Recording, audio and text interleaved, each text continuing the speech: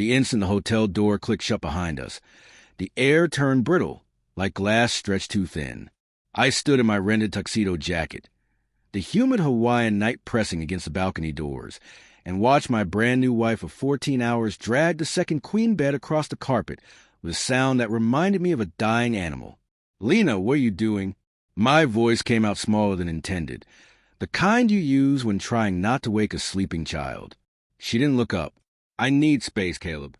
Jet lag. Nerves. Call what you want." The bed thudded against the opposite wall. "We'll be fine. Just separate tonight." Separate? The word sliced the room like a scalpel. I'd imagined this room for months. One bed, crisp white linens, her hair fanned across my pillow, the ocean whispering outside that we finally made it. Instead, there were two mattresses, a canyon of carpet, and the faint scent of hibiscus from the lobby diffuser. I swallowed my protest. Marriages bend before they break.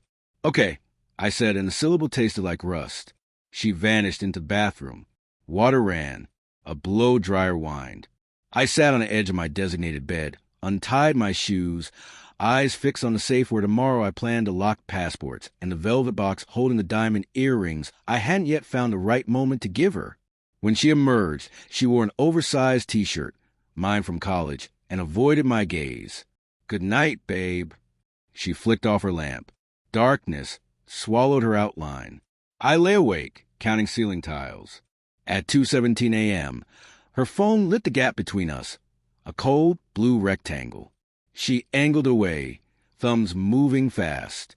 The screen dimmed, then glowed again. A soft chime vibrated, but the sound carried. I pretended to sleep. My heart drummed Morse code against my ribs. Morning arrived in slices of gold through the shutters. Lena was already up, humming, curling her hair in the mirror. The separate beds looked absurd in daylight, like furniture in the wrong house. "Sleep okay?" she asked, too bright. "Like a rock." I lied. We ordered room service pancakes. She dripped syrup on her wrist, and I kissed it off. For 90 seconds, everything seemed salvageable. Then her phone buzzed on the table. She flipped it face down, so quickly the syrup knife clattered. I smiled the way you do when collecting evidence. After breakfast, she announced she needed the spa. "Girl time," she said, "pre-wedding stress." I told her to enjoy the plumeria scrub. The door closed. Silence rushed in like floodwater. For minutes later, I crossed to her bed. The sheets still held the shape of her body. I hated myself for inhaling them on the nightstand. Her charger, a hair tie, and the phone she'd forgotten lay there. Screen locked, but the preview banner glowed. Unknown number. Can't stop thinking about last night. Were you free again? The words rearranged themselves in my mind until they spelled something irreversible. I sat down hard. The room tilted. I had proposed on a ferry at sunset. She cried so hard the captain asked if she was okay. We'd survived her mother's cancer, my layoff, the argument about inviting my estranged brother, 8 years of choosing each other. And now this. I opened her suitcase, looking for nothing and everything. Beneath folded sundresses, a second phone, a cheap burner, pink silicone case, powered on with no passcode, arrogance, or oversight, I couldn't tell. The threatening message filled the screen. Unknown number saved as M. M. Told my wife I'm golfing all day. Meet me at the North Shore Trailhead, 11 sharp.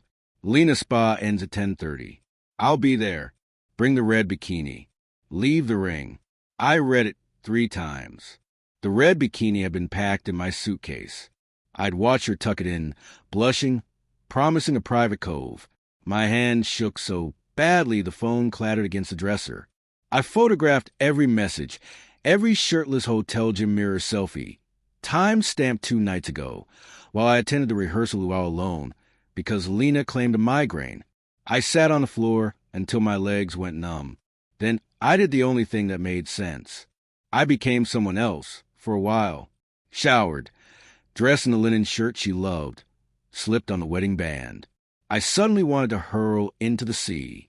I left her real phone on the nightstand with a note in my neatest handwriting. Spa called. Your appointment moved to 11. I'll meet you after. Love you. I took the burner. The North Shore trailhead was 20 minutes by shuttle. I arrived at 10:42, found shade under a banyan, and waited. Hikers passed. A neon-sneakered couple argued over which filter made the waterfall look better.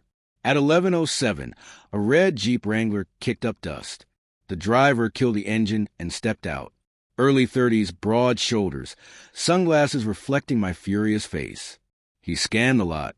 Lena's spa robe and flip-flops were nowhere. "You, Marcus," I said. He startled, then masked it with a salesman grin. "Depends who's asking." "Caleb, Lena's husband." I held up the burner, like evidence. "She won't be needing this anymore." His tan drained 2 shades. "Look, man, it's not."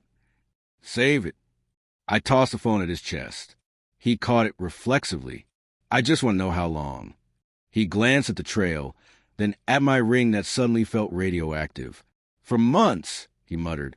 She said, "You two were done." "Open thing," I said, bitter. I believe her for months. The night I surprised her with mortgage papers for the house with the lemon tree. The weekend in Big Sur when she cried because the ocean looked like forgiveness. I laughed short, ugly. "She lied to you, too. Congratulations." Headlights flashed. Lena's rental sedan screeched in. She leapt out, spa slippers flopping, hair in a messy knot, face blotched with panic. "Caleb!" Her gaze darted between me and Marcus, calculating escape routes. I met her halfway. "Separate beds," I said quietly. "That was your signal, wasn't it? The beginning of the end." She reached for me. I stepped back. "It wasn't supposed to happen." "Don't." The word cracked like a whip. "Don't finish that sentence." Marcus cleared his throat. "I'll just—" He retreated to the Jeep. Doors locked with cowardly chirp. Lena's eyes filled. I felt a pang. The forever part. "You're so good, Caleb. Too good. I thought if I sabotaged it early, you'd think you controlled the crash." I pulled the velvet box from my pocket, opened it. The diamond earrings glittered like tiny accusations. These were for tonight. Sunset cruise. I had rehearsed the toast in the mirror. She sobbed once, a sound I'd never heard from her. "I'm sorry," trembled between us, inadequate as tissue in a storm. I closed the box. "I'm keeping the house. You can have the honeymoon, all of it. Separate beds, the red bikini, the lies." I walked away. She called my name 3 times. By the third, I was already on the shuttle, window down, salt wind scouring my face.